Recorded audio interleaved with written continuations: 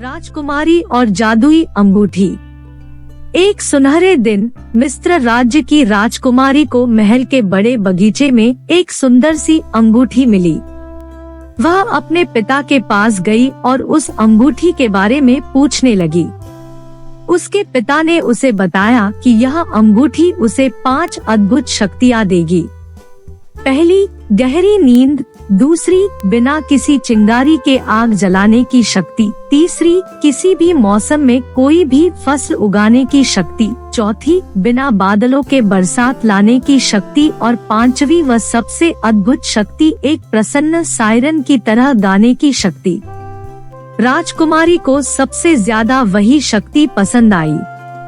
वह हर वक्त गीत गाने लगी, यही सोचकर कि उसके मीठे और खुशी के गीत सुनकर अवश्य ही कोई राजकुमार उससे प्यार करने लगेगा। और एक दिन राजकुमारी की सारी खुशी गुम हो गई। राजधानी पर एक जादूगरनी ने अपना जादू टोना कर दिया। उसके जादू टोने का पूरी राजधानी पर बहुत बुरा असर हुआ, बस राजकुमारी को छोड़कर। जादूगरनी ने राजधानी में कुछ भी नहीं छोड़ा। वह वहाँ से सब कुछ ले गई, यहाँ तक कि बारिश, फसलें, आग और सूरज भी। कुछ ही पलों में राजधानी के सब लोग टूट गए। अपनी राजधानी की ऐसी हालत देखकर राजकुमारी और उसके पिता की आंखें भर आई। तभी राजकुमारी को अपनी अंगूठी और उससे मिलने वाली शक्तियों की याद आई।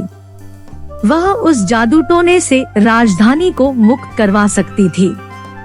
वह तेजी से अपने कमरे की बालकनी में गई और खिड़की के पास खड़े होकर गाना गाने लगी। राजकुमारी पूरा दिन कई महीनों तक गाती रही। राजा और रानी ने भी कई बार उसे रोकने की कोशिश की, पर किसी भी तरह उसे गाने से रोक न पाए। राजकुमारी की पूरे 1 साल की गाने की गहरी लगन से राजधानी अपनी मूल अवस्था में वापस लौट आई, लेकिन उसी क्षण राजकुमारी हवा में उड़ गई। राजकुमारी ने अपना पूरा जीवन राजधानी की भलाई में लगा दिया। वास्तव में वह एक महान आत्मा थी।